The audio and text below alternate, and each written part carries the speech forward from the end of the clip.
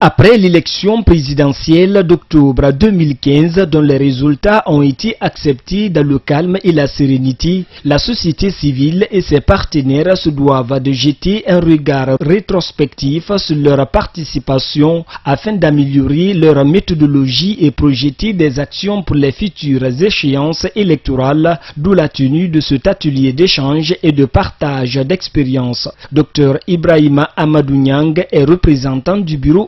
Guinée, il revient sur l'objectif de la rencontre. Alors l'objectif de l'atelier d'aujourd'hui, c'est d'évaluer, si vous voulez, le soutien que nous avons pu apporter sur le plan financier et sur le plan technique à toutes ces organisations de la société civile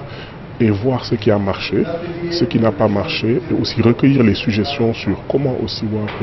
renforcer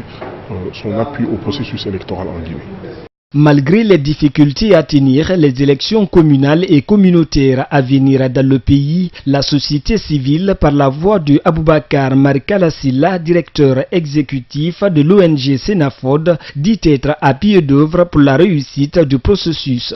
Bon, tout récemment, j'étais à Kindia avec la CENI pour mener des réflexions pour savoir concrètement ce qu'il faut pour les élections à venir. Après toute analyse, on s'est rendu compte qu'il y a plusieurs facteurs qui constituent des contraintes majeures dans le cadre de la réalisation de ces élections. Il y a eu des pistes de solutions qui ont été proposées, mais ce qu'il faut retenir globalement, c'est qu'il sera très difficile de conduire les différentes élections ensemble, notamment l'élection communale qui doit aider à l'installation des responsables dans les différentes communes, les élections régionales, et les élections, surtout les plus compliquées, c'est les élections dans les quartiers et les districts.